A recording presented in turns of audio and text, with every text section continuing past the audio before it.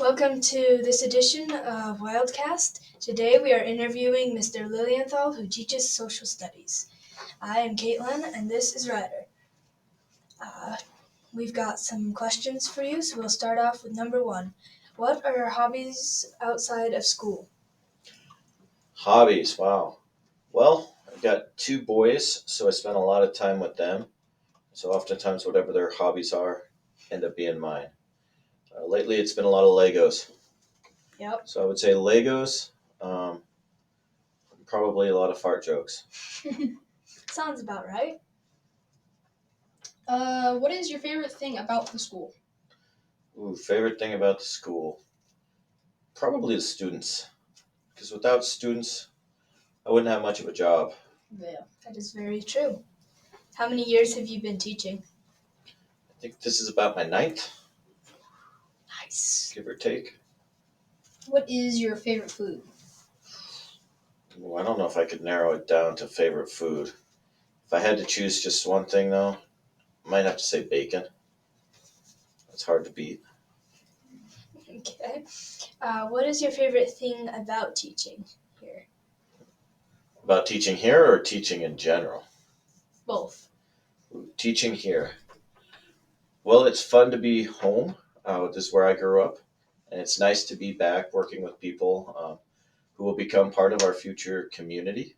Uh, I've got a long history of family here, and it's also nice to be able to teach some of my family, some of my cousins, some of my cousins' children, um, and so forth. And that's really fun to watch them or to help them, encourage them to be part of the community. Um, as far as teaching in general, I just like the idea of sharing what I know or what I've learned, and to help people try to utilize their own abilities to think, to figure things out, to try to make themselves happy in whatever they choose to do, whether they choose to stay here or go someplace else, whether they choose to go straight into the workforce or go to college. I'd like to think that a stop here, working with us as a teachers or as teachers, gives students the opportunity to try to take that path, whatever direction they want, and we can help them to customize it however they see it fit. Awesome. Thanks for the insight. What was your favorite subject when you were in school? Oof, lunch, still my favorite subject today. Well, moral of a class. Well, you see, lunch is a very important class because it's through breaking bread or through sharing food that you disarm people, that you bring people down to a level that you can talk to them, to be real with them. Um, a lot of people get nervous when they take tests or have a hard time with deadlines and stuff like that. But having lunch or having food or sharing something with someone breaks down all those barriers. So while lunch might not technically work, it is very important to give people that break. I would say, as far as classes in general, um, I don't know. I've enjoyed when my classes work together with each other. Liked it when I could see science working with math and history working with English. I liked seeing that knowledge was not just in separate categories, but you could utilize or work with them together and create an even bigger picture. I agree. Uh, what was middle school like for you growing up? Oh, well, I'm not allowed to say those words on air. No, it was like the Hunger Games. Um, Before this school was built, it was over at the what's Reuter now, um, and it's the old high school. Uh, but we had very little supervision at lunch, so we were sent out, and we were hoping that the odds were ever in our favor. Um, it was a little bit different. There was a little bit less support, which is one of the reasons why I enjoy teaching here, is because we can actually help students out. There seemed to be a couple of main courses where if you didn't fit in one of these, you were just kind of thrown to the wolves, or at least it felt that way.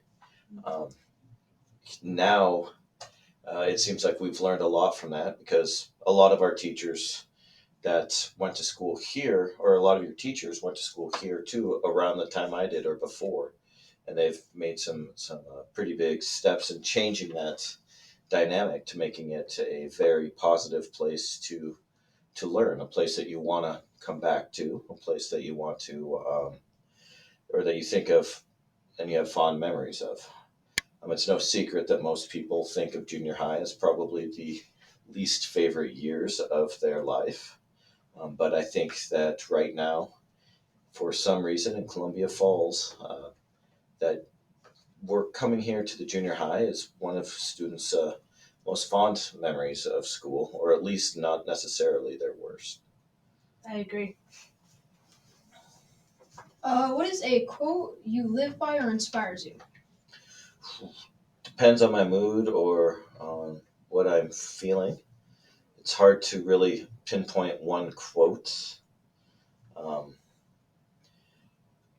I used to go through a lot of quotes.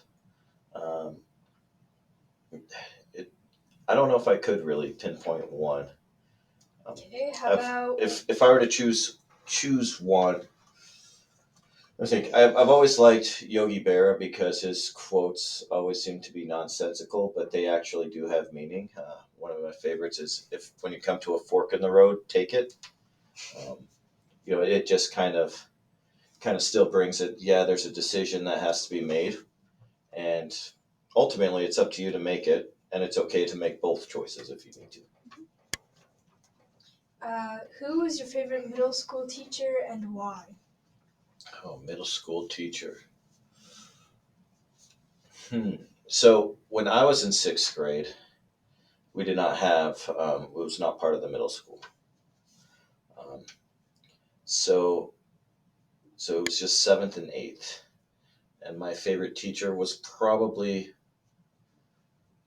very hard, but I could tell you that I had fond memories of my English teacher in seventh grade. His name was Mr. Vincent, and it was because he taught us how to appropriately talk trash to each other. However, if you dared to talk trash, you had to expect it coming back, and you could not get upset.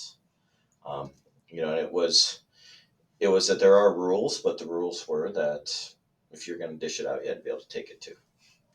And I think that's an important part of learning how to talk trash because that's an important aspect of all sports, of all friendships. I mean, most friends do spend a fair amount of time nagging each other as opposed to it's part of how they build each other up in a way.